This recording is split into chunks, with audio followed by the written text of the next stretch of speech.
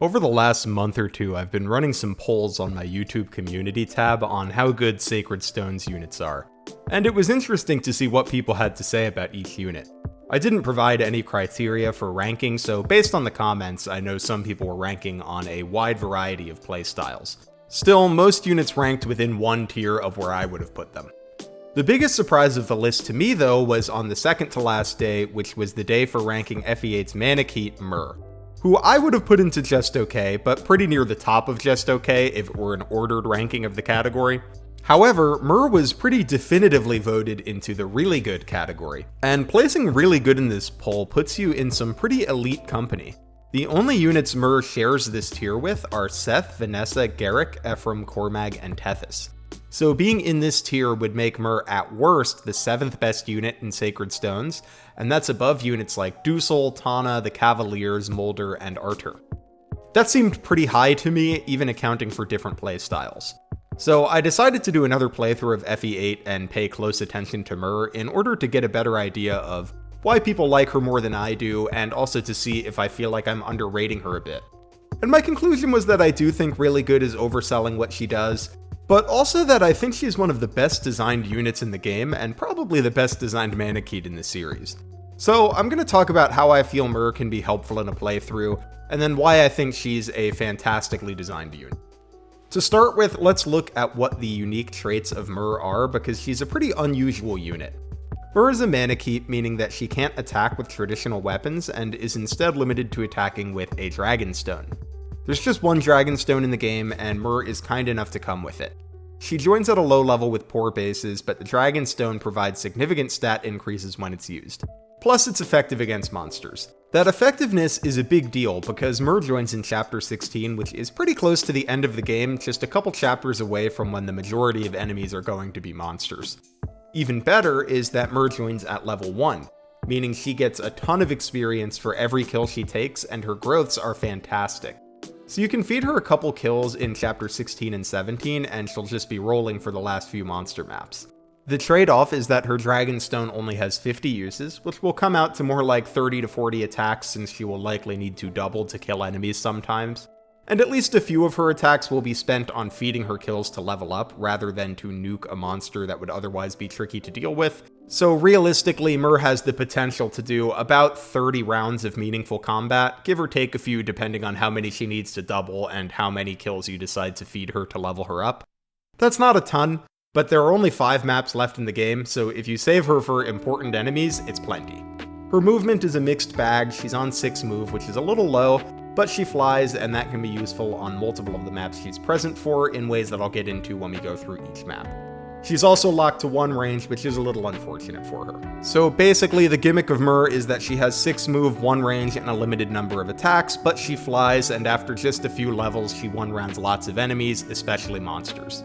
So I'm going to go through each map that Myrrh exists on, and I'll be analyzing them from 2 perspectives, one in which we warp and one in which we don't. This choice doesn't actually change much about what I think about Myrrh relative to her other cast members. I think she's around the middle or upper middle of FE8's cast either way, but I want to talk about both ways of playing the map since a lot of folks don't like warping, and if you're on your first playthrough, maybe you didn't even get the warp staff. Chapter 16 is Myrrh's first map, and it's not too different for her regardless of the pace that we play the map. She's level 1 here, so the main thing she's going to be doing is slurping up some kills that you set up for her. If you play slower, she has time to pick up some more kills, but either way, her main job is just self-improvement.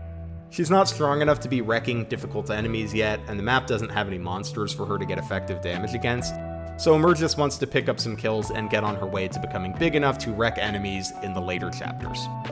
Chapter 17 is similarly mostly a map for self-improvement, though depending on how Myrrh leveled on the previous map, I sometimes like having her cross the river and kill the heroes to the south to get the Brave Axe that one of them drops. She can easily get to the heroes because she can fly, and since I like having my best flyer go up and fight the wyverns, sometimes Myrrh is my next best flyer, so the hero fighting job goes to her. The heroes can hurt her, and they can have a small amount of crit, so depending on what she gained in the previous map, the heroes can be risky for her to fight a little bit. But unless you're Iron Manning, it's probably a risk you can live with. The crit rate won't be that high, and you're taking the risk on the first 2 turns in the map, so it's not a big deal if she gets low % crit and you need to reset. Regardless of whether you warp Chapter 17 or not, I think it behooves you to play this one pretty quickly. If you just kill Leon in the first few turns, you don't have to deal with all the promoted enemies on the left, you don't have to deal with the enemies coming over the broken tree in the center, and you don't have to deal with as many of the druids that Leon spawns. And that's nice if you're planning on protecting the green units to secure the rescue staff that you get for keeping them alive. Myrrh can't help you too much with this goal. On both this map and the last, there are choke points you could hypothetically use to have Myrrh fight a bunch of reinforcements if you delay ending the map, but I wouldn't really recommend it. We only have 50 Dragonstone uses, and if Myrrh is holding a choke point and doing a bunch of enemy phasing, you can actually burn through those pretty quick. If you did have Myrrh choke a point, it would mainly be to get her some additional levels to do the difficult combat later in the game, but I find that I can get her enough levels without having her choke a point, so I like to save the Dragonstone uses. Even if you finish 16 and 17 at a brisk pace, Myrrh has the opportunity to gain some levels, which starts to pay off in Chapter 18. This map is all monsters and has tons of terrain for Myrrh to fly over.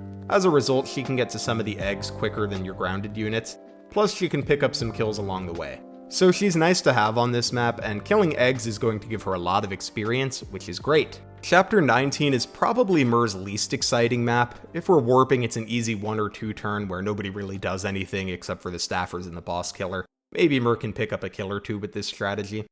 If we actually play it as a defend map though, I find Myrrh still has little to do.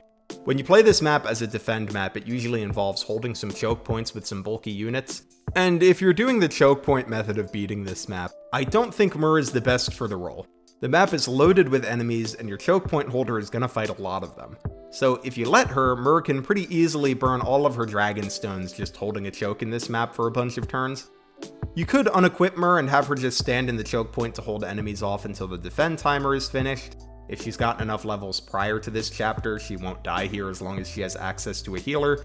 And this is a foolproof way to beat the map, but it can also be done by any unit in your army that can take a couple hits, and you probably have a couple of those. So this is something Myrrh can do if she leveled her defense enough, but it's not something terribly unique or important. Chapter 20, Darkling Woods, is Myrrh's first great map, and it's because Morva's a pretty tricky boss. He's difficult to one-round, and he can often two-round your units. And the area to the left of him is dangerous because there's a bunch of enemies plus a whole second boss who does move if you're in his range. So unless you want to fight the dozens and dozens and dozens of enemies on Darkling Woods to get to the boss, it's very nice to be able to just fly Myrrh and a friend over and have them kill Morva without dealing with the whole left side of the map. Myrrh has effective damage against Morva, and while she usually can't one-round him unless you really grinded her or she crits, she can chunk him down low enough that one other buddy with a legendary weapon will get you over the top. Plus she can fly, so she doesn't need any help to get to Morva, she can just float over the water or mountains and give him a whack. This boss can be a real pain, and Myrrh helps with him a lot. Whether you warp this map or just fly over the water, Myrrh is nice here. If you slow play it and clear out the whole map, Myrrh's contribution is a little less exciting here. Morva is not terribly difficult to kill in that case, because you can always just take an extra turn or two or dogpile him with several units in one turn, so it's not as big a deal that Myrrh can do a lot of damage to him in one round of combat. But it's still nice. Myrrh is also very nice in part 1 of the final map, again for the boss kill. Leon is a difficult boss, and Myrrh can both take a hit from him and take him out in 2 rounds of combat, provided that you got her some levels over the last few maps, which is pretty easy to do. If you warp the map, Myrrh is actually one of the most reliable boss killers, and the strategy is pretty cool, so I'm going to explain it here. You have a high magic warper warp Myrrh towards Leon, and then also warp another unit up with her to kill one of the Bonewalkers in front of Leon. Afterwards, Myrrh can walk up and attack Leon, take him below half health, and survive the counter. Now, Myrrh cannot take 2 hits from Leon, so you need to spend a Latona use to restore her to full health. Afterwards, Myrrh will kill Leon on enemy phase, so with the power of a couple warpers and a Latona use, and Myrrh being great against Leon, he's dealt with in a single turn. No need to deal with the Draco zombies, no need to deal with the status Gorgons, you're just done with the map. Fantastic. If you don't have warp, or you just don't want to use it, Myrrh can still be a great Leon killer. You're just going to have to march her up to him, and it becomes a little less special of a contribution, because just like Morva, you can have multiple units you marched up to the top of the map dogpile Leon instead of having Myrrh do it. She's still going to be able to take a good chunk out of Leon though, and buddy up with another unit to take him out, so this is a good task for her regardless of how you play the map. She's also going to be one of your better damage dealers against Foe Mortis, so that's cool too. Foe Mortis isn't that hard to kill, but it's still nice. Overall, Myrrh's major contributions that others can't replicate as well or better are going to be boss killing in the last couple maps of the game, after spending a chapter or two gaining enough levels to be good at killing those bosses. She doesn't have much to contribute in the earlier maps that can't be done by another unit.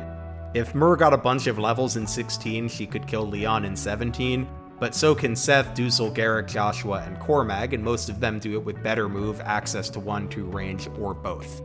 The big selling point of Myrrh is that she gets to nuke a couple dozen enemies, but what I think people forget sometimes when analyzing Myrrh is that it's not hard to annihilate late-game FE8 generic enemies. By the time you get Myrrh, you have multiple legendary weapons and multiple trained combat units.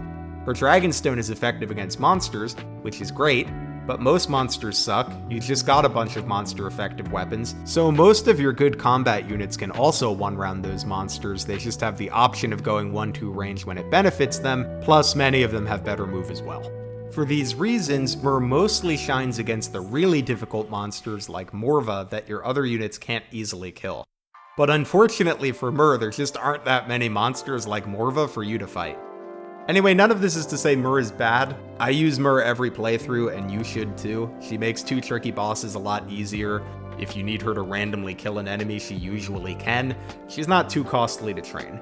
But she really doesn't open up any new strategies for you on chapters 16 through 19, so I have a hard time putting her over units that have meaningful contributions for more chapters, like the Cavaliers or Tana, or the premier staffers and magic units like Mulder, Artur, and Saleh. What's interesting about Myrrh is that I don't think whether you go slow or fast changes that much for her, and that's for 2 reasons.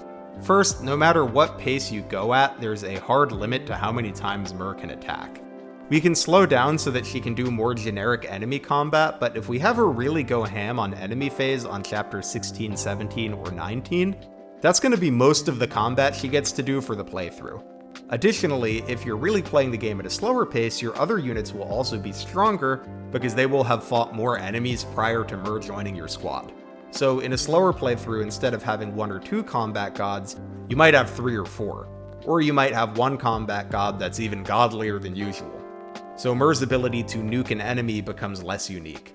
Either way, I would consider Myrrh's important contributions small in number, but pretty meaningful, which puts her over a lot of Sacred Stones units for me, just not the particularly strong ones. That's why I would have her in just okay, but towards the top if I were going to put them in order.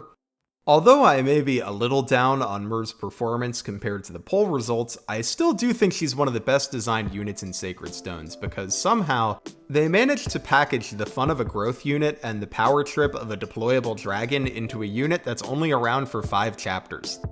I've long praised the FE8 trainees for being fun units to use because they have a strong zero to hero narrative. Their 10 quick level ups are fun because seeing a unit grow fast and watching a lot of numbers go up is fun.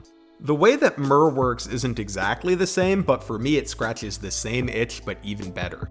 She gains a bunch of EXP for every kill, so you get that arc of her going from a unit with bad stats that you need to baby for a few levels, to a strong unit that can one-shot a bunch of enemies. It's just that the arc is a lot faster and a lot less painful, because the Dragonstone still lets Myrrh do meaningful damage even when her stats are bad. And the best part about leveling Myrrh is the growths. Most of Myrrh's growths are above 60, and her HP and defense growths are even above 100. This means Myrrh will always gain at least 2 stats, but often she gains a handful. And sometimes you even get to see her HP or defense go up twice on a single level up, which is pretty exciting. You don't see that too often. So Myrrh gives you a little bit of that zero to hero fantasy with her fast and fun level ups, and there's a very real payoff for her in how she helps you fight Morva and Leon. Even better, Morva is a very narratively appropriate boss for Myrrh to fight for reasons you already know if you've played FE8, so it's satisfying and heart-wrenching to have her take that fight on. And you are mechanically rewarded for doing so because she's good at fighting him due to her effective weaponry. Myrrh is also basically a perfect late-game insurance policy. We can compare her to some other late-game joining units like Athos in FE7 or Goto in the Arcanea games. Both of those units have some problems that Myrrh does not. For Goto, I find him a little disappointing. He's the powerful mage that you hear about for the entire game, but then when you get him, he's just not that exciting. He's not bad. He acts as another good staffer that can warp for you, and he's got good speed, so he'll double. But magic damage is fixed based on the tome in this game, so you're not going to see anything offensive from him that's going to blow you out of the water compared to what you've seen from Myrrh and Lind throughout the game already. So he sort of just feels like another unit. Athos, on the other hand, I would argue has the opposite problem. You get him for the last chapter of the game, and he is a monster. Whatever problems the map throws at you, Athos is likely your best answer, or at least one of your best answers. This makes Athos feel appropriately legendary. He lives up to the hype that he's been given for the rest of the game, but he also takes some opportunity to shine away from the rest of the cast. If you leveled up a bunch of units, it's a little disappointing to just be handed a unit that's way better than them on the last map of the game. It sort of feels like it steals a climactic moment from them. And sure, I could just not use him, but I want to be able to use him and also not have him completely overshadow the rest of my army. Myrrh, on the other hand, is great because she manages to feel special and fun to use without becoming over-centralizing. If you had a lot of deaths in your playthrough, Myrrh is going to be one of your best boss killing options, and she can take care of generics too. But if you haven't lost units and you have a handful of trained combat units available, Myrrh is not going to be better than them at everything. They'll have things like 1-2 range and move advantages over her. Still, even if you have a cracked team of combat units, Myrrh gets to stand out by helping take down difficult bosses that she has effective damage against. So Myrrh always has a couple moments to stand out, and always has a role to play, and almost all of her attacks fulfill the power fantasy of a Manakete, as she usually one rounds, but she does not overshadow the rest of your army. Additionally, the 50 uses of the Dragonstone that she has are a great safeguard to prevent Myrrh from being able to trivialize much of the endgame. Without the 50 use limit, Myrrh could easily get to the point where she could just tank entire maps, and if you didn't care about turns, it would be a pretty reliable way to beat the game. But being locked to 50 uses means she just can't do that. If you have her do all of your combat, you can have her stomp a map or maybe two, and then she'll be out of charges. But if you use Myrrh sparingly, you will have plenty of Dragonstone uses for all of the most tricky monster combats left in the game. So Myrrh provides a 0 to hero arc and the power fantasy of deploying a dragon without stealing the spotlight from your other units or trivializing the rest of the game after she joins. I think she's just about perfect for a late game recruit. Generally useful with a few jobs she's great at, but not better than all of your units, and with a guardrail that prevents her from easily beating the rest of the game. So that's why I like Myrrh so much, even if I rate her as more like a middle-of-the-road unit. Thanks for watching until the end of the video, and as always, a big thank you to Mike Echoes on Patreon, and a shout out to my skinks, Aaron Geddon, Cosplay Sylveon, Doopy, Emma, Aikipoo, Mikabre, Lonely Voxel, Lucy Sev, Morg Wolf, Muted Miami, Red Mage Morgan, Stars to Art, The Noodle Doodler, Upscale Furry Trash, Van West, and Wingman. I really appreciate your support. If you want to support the channel and be shouted out in videos like this one, you'll find a link to the Patreon in the video description. Alternatively, if you liked the video and you want to see more videos like it, be sure to hit the like or subscribe buttons so that you never miss an upload, or hop in the community Discord linked in the description where I post video notifications when I upload. Either way, thanks for hanging out and have yourself a lovely week.